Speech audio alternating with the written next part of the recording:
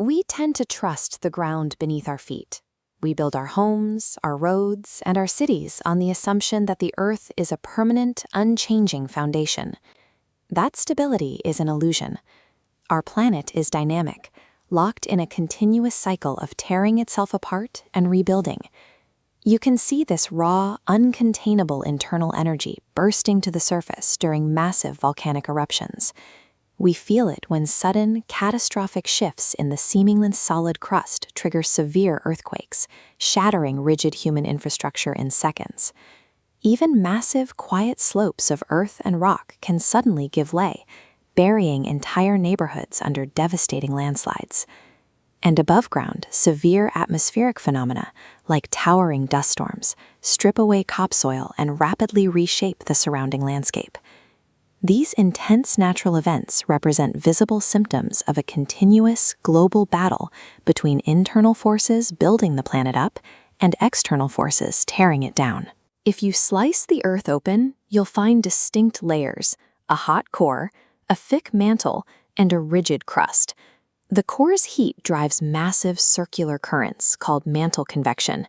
As they churn, they drag the fragmented outer crust along the surface. When these immense plates collide, the rock has nowhere to go but up. This intense pressure thrusts land upwards, forging massive mountain ranges. Conversely, when tectonic plates pull apart from one another, they create deep, sprawling ocean basins. If these internal tectonic forces stopped pushing rock upward, gravity and weather would eventually wear the Earth down into a completely flat, featureless sphere. But the moment internal forces push new rock up into the atmosphere, the sculptors take over. External forces immediately begin to break that rock down. It starts with weathering. Physical stress, chemical reactions, and biological activity relentlessly weaken solid rock, fracturing it into smaller, manageable pieces. Then comes erosion.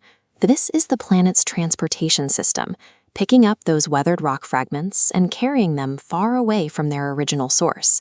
Fast-flowing rivers act like saw blades, steadily cutting deep, intricate valleys into the bedrock. Massive rivers of ice, glaciers, move at a crawl, using sheer weight to grind down and bulldoze entire mountain ranges over millennia. And across drier climates, relentless winds carry abrasive sand, acting like coarse sandpaper to sculpt vast desert landscapes. When you look at a towering, snow-covered peak, you are seeing the result of a long negotiation.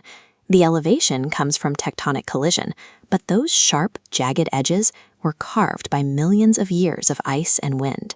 Internal tectonics provide the raw canvas. External weathering and erosion chisel out the specific landforms we recognize today. Every mountain, valley, and desert we see is a temporary snapshot in a cycle of geological recycling that spans hundreds of millions of years. This long-term timeline dictates our daily reality because we construct our societies directly on top of this active, churning engine. Events like sudden avalanches act as routine side effects of the planet's continuous reshaping process, often catching human settlements in the crossfire. We cannot halt these massive planetary forces, but studying the mechanics of geology gives us the ability to predict where they will strike next. By mapping tectonic plate boundaries, we know exactly where to engineer earthquake-resistant infrastructure, and we learn which high-risk volcanic zones to avoid settling altogether. By tracking external erosion patterns and weathering, we can strategically manage our land use to reduce the devastation of landslides and severe floods before they happen. Acknowledging our planet's restless, dynamic nature allows us to adapt, prepare, and safely coexist with the awe-inspiring power of the Earth.